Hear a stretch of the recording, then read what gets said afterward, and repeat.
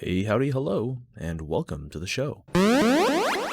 So, this last week the developer, Psilocybe Games, had asked me to consider re-reviewing Artificer, Signs of Magic, as they've made a lot of changes to the game. They did choose to mention that they didn't fix all the things I talked about, but instead they added a lot of new content that they thought had brought more value or enjoyment to the game. Being that Artificer was my 5th review at the time, and I've just recently pushed out my 26th, I think a good amount of time has passed which warrants a re-review. So I've decided to make a little sub-series called the Lightswitch, because in my head, if things pan out for the game, it'd flip from my previous critically red light rating to a blue light recommendation. You'll notice there's small changes to how I deliver information, and I'm operating under the assumption you may have seen my previous video on the game. If you haven't, just click down in the description and give it a look, and for those who aren't interested, I'll be including a brief recap later on. Before we go any further, let's first take a look at what state the game is in on the store Steam page. Artificer, Signs of Magic, or just Artificer for short, was released on September 10th of 2020 and is regularly priced as a $10 game.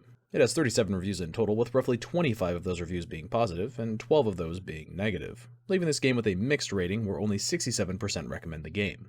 I originally reviewed this game on September 15th, and since my original review, the game has gone through 3 separate updates. This game is a 2D survival game that revolves around scavenging, crafting, and researching to complete objectives. You play as Raymond Everett, who has crash landed on an alien planet who is somewhat interested in escaping. As you venture around the planet, you'll discover flora and fauna, other intelligent creatures, some light history of the region, and various resources that are unique to the different biomes of the planet. The core gameplay loop can basically be boiled down to explore, scavenge, research, and occasionally progress. If not, repeat steps 1 through 3. That's the gist of the foundation, and for anything in excess, you'll have to review the introduction of my previous review. For now, let's cover the points I made in that last video.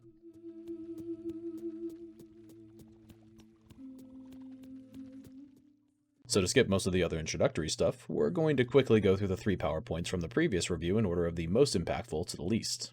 These 3 PowerPoints were the music, the research minigames, and the overall flora designs across the regions. The game has definitely retained these 3 PowerPoints, so let's see about the pain points. One of the pain points I had specifically revolved around obtaining the WAILWORM scale, and on this playthrough I finally found out how to get it.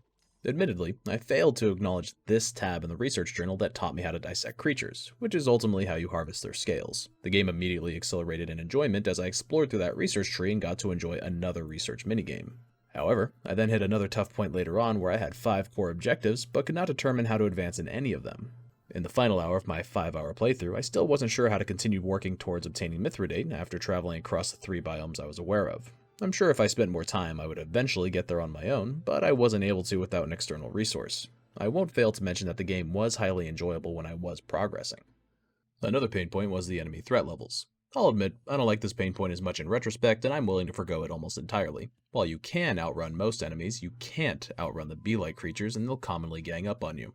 I find now that there are some highly formidable enemies on the planet as well, including some of the ones I ran into from one of the recent updates. Working on weaponsmithing does make the common enemies easier to deal with, and kiting and bandaging the harder enemies still makes taking on foes relatively simple, but all in all, the threats are there. The AI is still easy to manipulate for some enemies in some environments, and I do think that it's silly that you can slow down petrification and hypothermia by applying bandages, but I think that's just the pedantry talking. The third pain point were the bugs or questionable gameplay decisions that I experienced. Unfortunately, I feel like this time I encountered even more bugs or strange gameplay decisions that detracted from the overall experience. Let's go through most of the ones I found in my previous video review, starting with those that are now fixed. The loud progression sound is now properly balanced. High numbers of damage are now visible on gray backdrops. The tooltips are now layered properly. They no longer layer over the settings menu. Lastly, dragging items from my inventory to a crafting source or my tool belt no longer move me into my tent if the path happened to drag across the entry to the tent. For the bugs or gameplay decisions that haven't been improved on, the tent still cannot be deconstructed. The kiln still turns off if you go into your tent. You still can't turn off a campfire. You have to remove the fuel. The communicator can still permanently be displayed if you move it to your inventory from your tool belt with it in focus. Lastly, the textures in the mountain mines are still totally busted, including going behind walls or having resources drop out of reach. The textures in the mountain mines are the primary reason I can't commend the graphic aspect of this game entirely. Including the balance changes, which I'll count as being fixed, this means that only 5 of the reported 10 concerns were fixed over 5 months. That's about all the recap we need for my previous video, so let's look at new developments.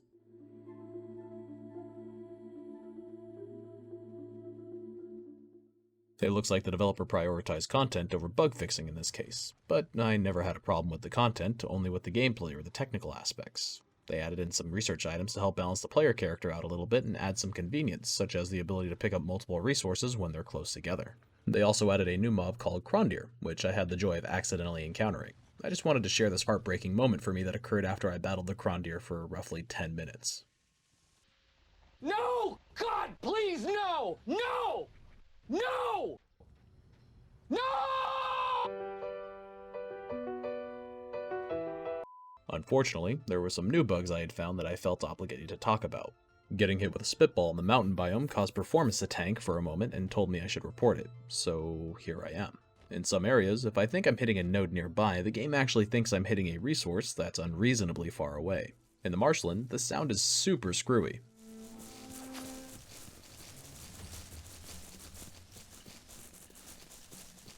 It sounds like a couple hundred life forms are walking towards you at all times, and it really takes away from experiencing the biome. In short, the content in the game is still good and has expanded considerably, but the technical implementations of some parts of the game are still lackluster. It's worth noting that I didn't encounter anything that caused the game to break, so it's not that rough. The gameplay flow is still very scientific, where you have to try a bunch of different things until something works, and for some people that can be highly unenjoyable.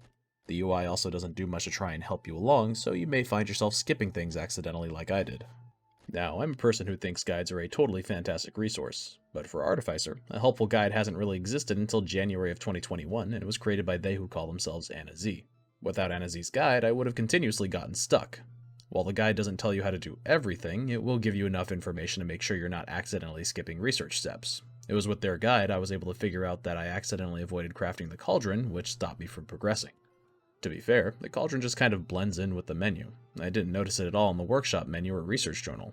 I know the game is against hand-holding, but it would have been nice for a highlight to be applied over newly craftable items. I mean, I made the same mistake for the autopsy step in my last playthrough, so I guess it was only fair that I made a similar mistake on this one.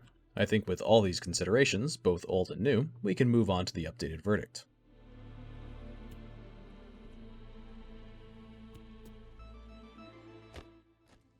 To highlight this game's strengths, the music in the game is still solid, the implementation of the half dozen or so minigames are still entertaining, and lastly, the overall design of the world and its inhabitants are highly immersive. To go for this game's weaknesses, the flow of gameplay remains to be very scientific, which can lead to frustration, slow developments, and sunken time. The last and most critical point is that the game has some unintuitive design or otherwise technical complications. A few of the bugs or strange gameplay decisions I originally concerned myself with have not been fixed, and a few non-critical ones have shown up. With all these items considered, I'm only able to recommend Artificer as a sale-only purchase. This game has unfortunately been unable to correct a number of my concerns over how it conveys information to the player so that they don't skip as many steps, but that has been partially rectified with community contributions.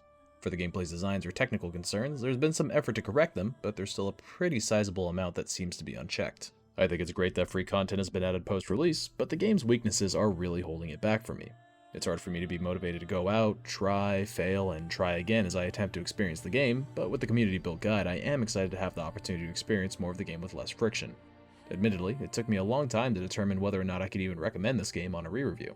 In fact, I didn't decide until, well, if the video posts at 10 AM, about 9 hours prior to the video's release. The free content updates and overall honest efforts of the developer put the game ahead enough for me to determine that there's a good product on the market, even if it does test the player's patience a bit. Use the guide if you want to experience the game, because I can confidently say it's worth it for the sale price. I'm just a little hesitant to recommend it outright because of the game's pain points. Well, that about wraps us up. Thanks for watching. Since this was a bit of a deviation from the normal Steam Red Light series, let me know whether or not you liked this entry. If there were certain things you liked or disliked, please let me know those down in the comment section below. Don't forget to do the other things like the video, comment your thoughts on the game or the review, follow the social media links in the description below, and subscribe if you couldn't shirk the smirk. If you like picking up what I'm putting down, consider hitting the bell and maybe I'll see you next week.